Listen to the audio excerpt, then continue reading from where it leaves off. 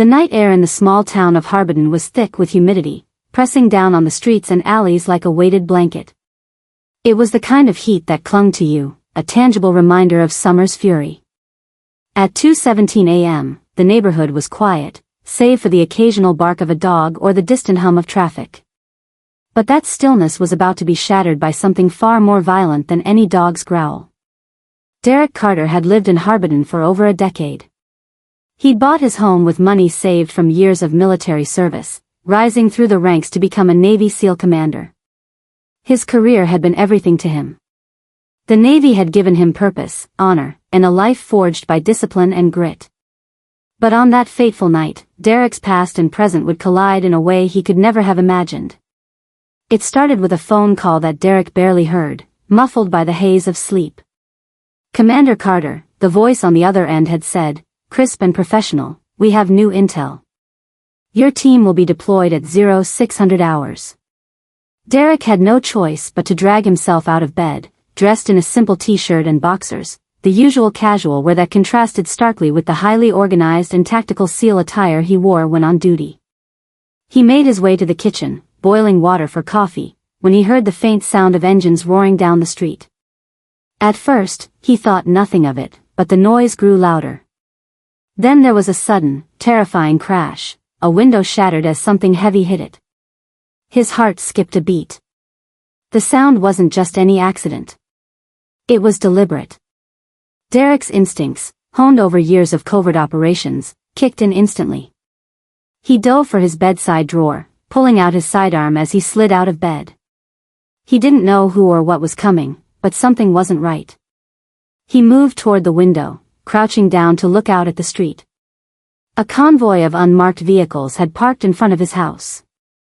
Flashing lights illuminated the driveway, casting eerie shadows against the brick facade of his home. Uniformed officers, some in riot gear, others wearing tactical vests, were quickly surrounding the house. They carried weapons and tools, not just the usual badges and handcuffs.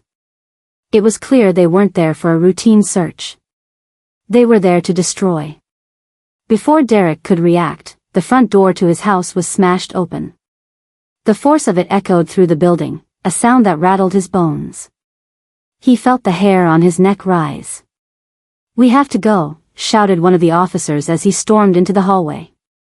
His voice was frantic, as though he feared they would be discovered at any moment. But they were the ones who were in the wrong. Derek knew it. He had been through enough high-stakes situations to recognize the signs of a botched raid: no warrants, no clear targets, and a complete lack of coordination. He stepped out of the room and into the hallway. His mind racing. The training he'd received during his time in the Navy was taking over. Move, assess, think fast. He had to protect his family, even if it meant facing the threat head-on. In the moments that followed, Derek's world shifted from that of a well-mannered civilian to that of a battle-hardened operator. He moved through his house, checking the exits, securing critical positions. The adrenaline began to course through his veins. Every moment felt like a lifetime. His heart beat loudly in his chest, but he kept his focus sharp. Every detail, every sound, he absorbed them all. Outside, the police forces were organizing themselves, preparing to breach the house. They had no idea who Derek Carter was. They thought they were going after a suspected criminal, someone with ties to gangs or drugs, based on some fabricated intel. But they had no idea they were about to face someone with the skill set of a Navy SEAL commander. Derek didn't hesitate.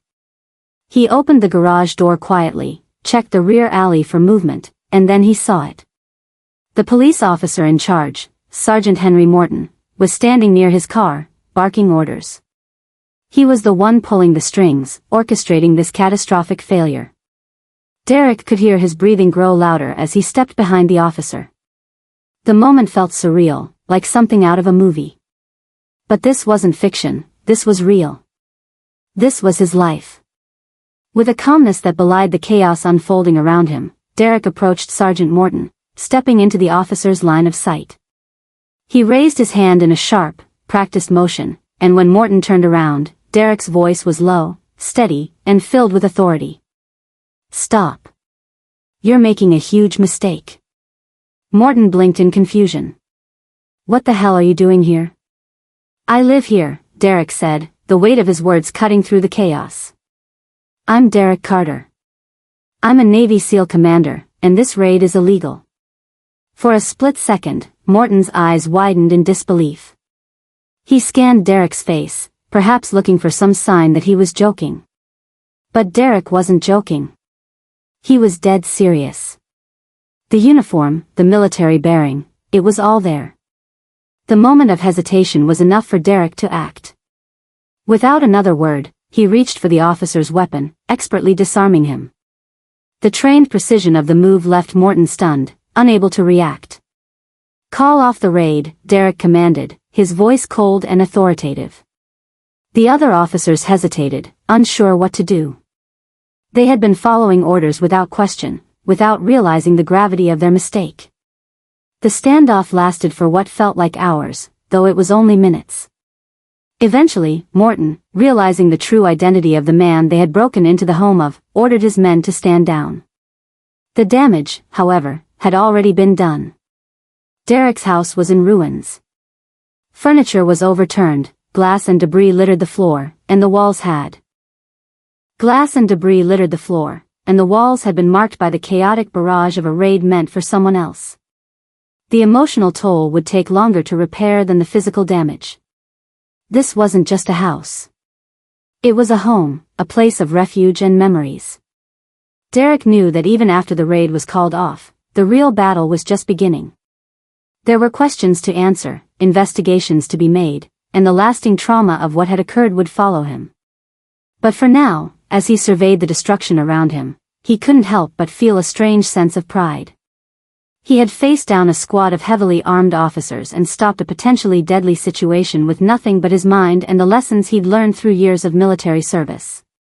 In the aftermath, the truth would eventually come to light. The raid was deemed illegal, and the officers involved were put under investigation. But the damage they had caused was irreversible. And as for Derek Carter? He would rebuild. As a Navy SEAL commander, he had faced worse. This was just another battle.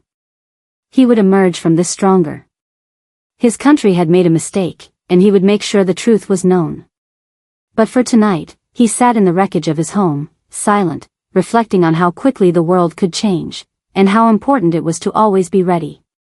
Because you never knew when the fight would come to your doorstep.